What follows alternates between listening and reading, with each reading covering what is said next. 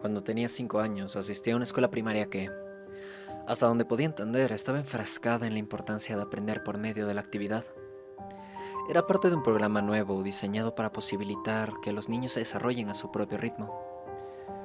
Para facilitar esto, la escuela alentaba a los profesores a que confeccionaran planes de estudios inventivos.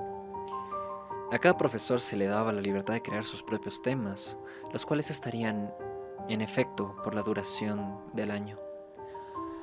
Y todas las lecciones de las diversas asignaturas estarían diseñadas con el espíritu de este tema. Los temas recibían el nombre de grupos, y había 4 grupos: espacio, mar, tierra y comunidad, el grupo en el que yo estaba. En los grados preescolares de este país no aprendes mucho, además de cómo atar tus zapatos y cómo compartir. Así que la mayoría no es memorable.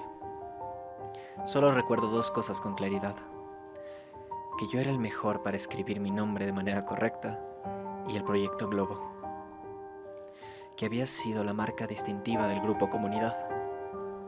Era una manera lista para mostrar la forma en la que la comunidad funcionaba en un nivel muy básico. Quizás has escuchado de esta actividad. El viernes al comienzo del año llegamos al salón y vimos que había un globo inflado con helio atado a cada uno de nuestros escritorios. También había un marcador, un lápiz tinta, un pedazo de papel y un sobre. El proyecto consistía en escribir una nota, ponerla en el sobre, atarla en el globo, sobre el cual podíamos hacer un dibujo si queríamos. La mayoría de los niños comenzaron a batallar por los globos porque querían distintos colores. Pero yo empecé con mi nota, pues había pensado mucho en ella. Todas las notas tenían que adherirse a una estructura vaga, pero se nos permitía ser creativos dentro de los límites. Mi nota decía algo como esto: Hola, encontraste mi globo. Mi nombre es... No voy a poner mi nombre por razones obvias. Y asisto a la escuela primaria. La misma razón. Puedes quedarte con el globo. Espero que puedas escribirme de vuelta. Me gusta Might Max, explorar, construir fuertes, nadar con mis amigos. ¿Qué te gusta a ti? Escríbeme pronto. Aquí tienes $1 para el correo. En el dólar había escrito para estampillas a lo largo de la parte frontal. Mi mamá pensó que era innecesario, pero yo pensé que era brillante. La maestra tomó una fotografía Polaroid de cada uno de nosotros con nuestros globos y las pusimos en nuestros respectivos sobres junto con la nota. Ella también agregó otra nota, que asumo que era para explicar la naturaleza del proyecto, y el agradecimiento a cualquiera que decidiera participar en escribirnos y enviar fotos de su ciudad o vecindario. Esa era toda la idea: crear un sentido de comunidad sin tener que salir de la escuela y establecer contacto vigilado con otras personas. Por las siguientes 2 semanas las cartas empezaron a llegar. La mayoría vino con una fotografía de diferentes puntos de referencia, y cada vez que una carta llegaba, la maestra la fijaba en el gran mapa que utilizábamos para señalar de dónde había llegado la carta y cuánto había viajado el globo. Era una idea muy inteligente, porque en verdad ansiábamos ir a la escuela para ver si ya habíamos recibido una carta. Durante el curso del año, apartábamos un día a la semana para escribirle a nuestro amigo por correspondencia, o para escribirle al de otro estudiante si nuestra respuesta no había llegado.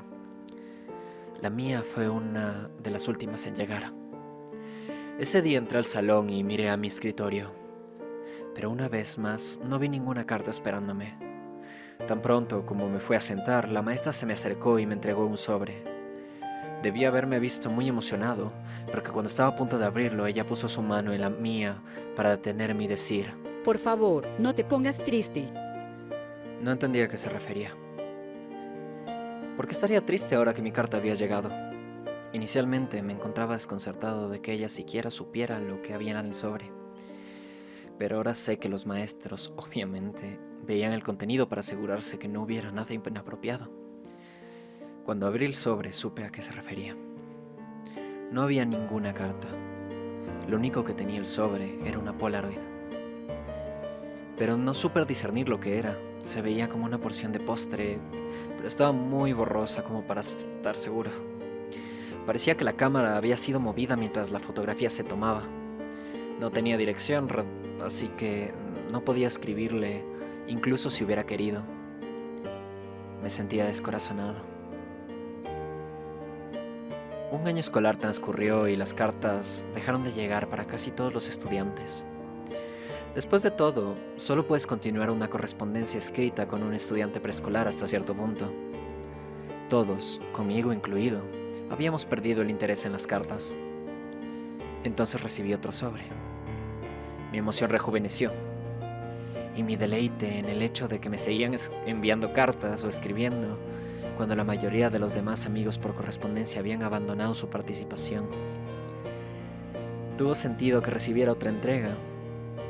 No hubo nada más que una imagen borrosa en la primera, así que en esta sería probablemente para compensarlo. Pero de nuevo no hubo ninguna carta, solo otra imagen. Esta era un poquito más distinguible, pero aún no la entendía. El ángulo de la fotografía apuntaba a lo más alto, atrapando la esquina superior de un edificio, y el resto de la imagen estaba distorsionada por el fulgor del lente debido al sol.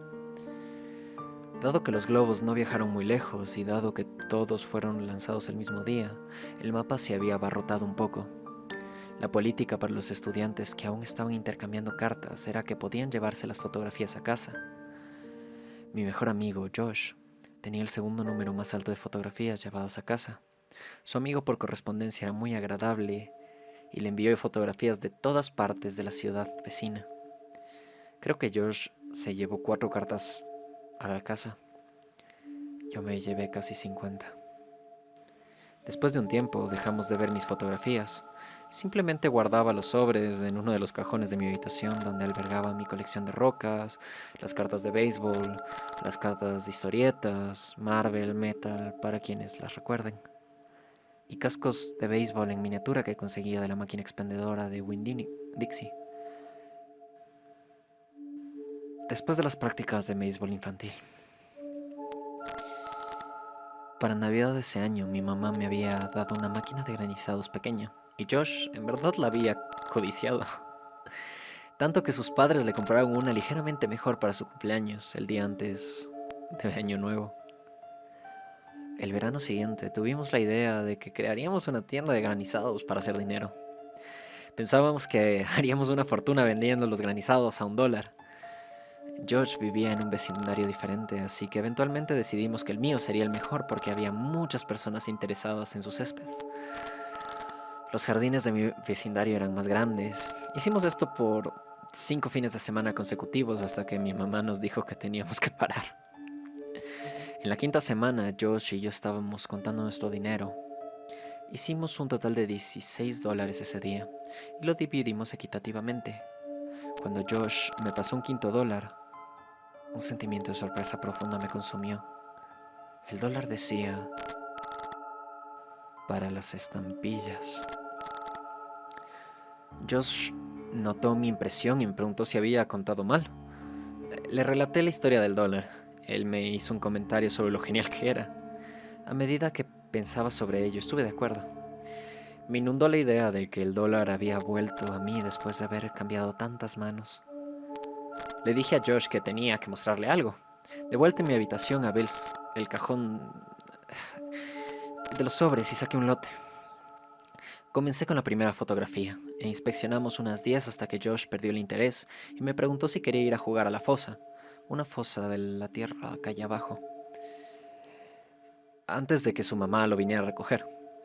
Así que fue lo que hicimos.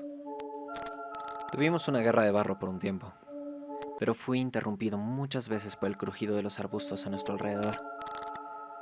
Había mapaches y gatos callejeros que vivían ahí, pero esto estaba haciendo un poco más de ruido, e intercambiamos teorías de lo que podría ser en un intento por asustarnos mutuamente. Mi última conjetura fue que era una momia. Pero al final Josh siguió insistiendo con que era un robot, por los sonidos que escuchábamos. Antes de irnos, se puso un poco serio y fijó sus ojos en los míos. Tú también lo escuchaste, ¿no? Sonó como un robot. Lo escuchaste, ¿verdad? Lo había escuchado, y puesto que sonó mecánico, concordé en que probablemente era un robot. Es hasta ahora que entiendo qué fue lo que escuchamos. Cuando regresamos, la mamá de Josh nos estaba esperando junto a mi mamá, en la mesa de la cocina. Josh le dijo a su mamá acerca del robot. Nuestras mamás rieron y Josh se fue a su casa. Mi mamá y yo comimos la cena, y luego me fui a la cama. No me quedé en la cama mucho tiempo antes de salir por debajo de las sábanas y decidir que, a raíz de los eventos del día, iba a revisar los sobres. Todo el asunto me parecía mucho más llamativo ahora. Tomé el primer sobre y lo coloqué en el suelo, y puse la Polaroid de postre encima.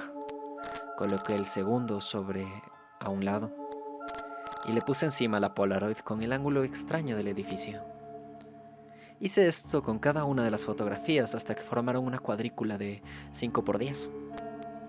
Me habían enseñado a ser cuidadoso con aquellas cosas que estaba coleccionando, incluso si no estaba seguro de su valor. Noté que las fotografías gradualmente se hicieron más discernibles. Había un árbol con un ave en él, una señal de límite de velocidad, cables eléctricos, un grupo de personas caminando en un edificio. Y luego vi algo que me irritó tan poderosamente que mientras escribo esto, puedo recordar con precisión el momento de sentirme mareado, solo capaz de rumiar en un pensamiento insistente. ¿Por qué estoy en esta fotografía? En esa imagen de un grupo de personas entrando a un edificio, me vi a mí mismo sosteniendo la mano de mi mamá, al final de una multitud de personas. Nos encontrábamos hasta el borde de la fotografía, pero innegablemente éramos nosotros. Y a medida que mis ojos se sumergieron en el mar de Polaroids, me sentí todavía más ansioso. Era un sentimiento bastante raro. No era miedo. Era el presentimiento de que estaba en problemas. No estoy seguro de por qué fui investido por esa sensación, pero estaba ahí sentado, luchando con la noción indiscutible de lo que había hecho algo malo, y solo se intensificó cuando vi las demás fotografías. Me encontraba en todas las imágenes. Ninguna de ellas en un primer plano, ninguna de ellas eran solo de mí. Pero yo estaba en cada una de las capturas. A un costado, en el fondo, en la parte baja del marco. Algunas solo tenían la parte más diminuta de mi rostro capturado en el borde de la fotografía. Pero en cualquier caso, estaba ahí, siempre estaba ahí. No sabía qué hacer. Tu mente funciona de maneras divertidas cuando eres un niño. Una gran parte de mí tenía miedo de estar en problemas simplemente por estar despierto. Dado que ya tenía el sentimiento inminente de haber hecho algo malo, decidí que esperaría hasta el día siguiente. El día siguiente mi mamá tuvo un día libre y pasó la mayor parte de la mañana limpiando la casa. Vi caricaturas, creo, y esperé hasta que pensé que era un buen momento para mostrarle las Polaroids. Ella salió a traer el correo, agarré un par de fotografías y las puse en la mesa frente a mí mientras esperaba que ella volviera. Cuando entró de regreso, ya estaba abriendo el correo y apartó algo de correo a basura. Alcé mi voz. Mamá, ¿puedes venir un segundo? Tengo estas fotografías. Un momento, cariño. Necesito marcar esto en el calendario. Después de un minuto o dos, ella se acercó detrás de mí y me preguntó qué era lo que necesitaba. Podía oírla bajando el correo a mis espaldas, pero yo solo observaba las Polaroids y les conté sobre ellas. Conforme se lo explicaba y señalaba las fotografías, sus ajá frecuentes disminuyeron y de súbito estaba completamente en silencio. El próximo sonido que escuché de ella se escuchó como si estuviera tratando de recuperar su aliento en una habitación desprovista de aire. Al menos sus jadeos trabajosos fueron dominados y simplemente botó el correo restante en la mesa dirigiéndose al teléfono de la cocina. Mamá, lo siento, no sabía nada, no te molestes conmigo. Ella estaba caminando delante hacia atrás, con el teléfono presionado en su oreja. Jugué nerviosamente con el correo que estaba a su lado. El primer sobre tenía algo sobresaliendo, que jalé ansioso e imprudente hasta que salió. Era otra Polaroid. Confundido pensé que una de mis Polaroids se había colado de alguna forma cuando ella tiró el correo. Pero al darle la vuelta y estudiarla, me di cuenta que no había visto esa antes. Para mi asombro, era yo. Pero esta era una captura mucho más próxima. Estaba rodeado de árboles y sonreía. Pero no era solo yo. Josh estaba también ahí. Esto era de ayer. Empecé a gritarle a mi mamá, quien seguía discutiendo en el teléfono, repetidamente, y llamé su atención hasta que al fin me respondió con un Oye, y solo pude preguntar, ¿a quién estás llamando? estoy hablando con la policía, cariño. ¿Pero por qué? Lo siento, no fue mi intención. Ella me contestó con una sorpresa que nunca comprendí, hasta que fui forzado a revisar estos eventos de los años más tempranos de mi vida. Agarró el sobre la mesa y lo sostuvo a lo alto para mis ojos, pero solo pude verla a ella y observar cómo todo el color se empezaba a drenar de su rostro, con lágrimas abultándose de sus ojos. Dijo que tuvo que llamarla a la policía porque el sobre no tenía ningún sello de la oficina postal.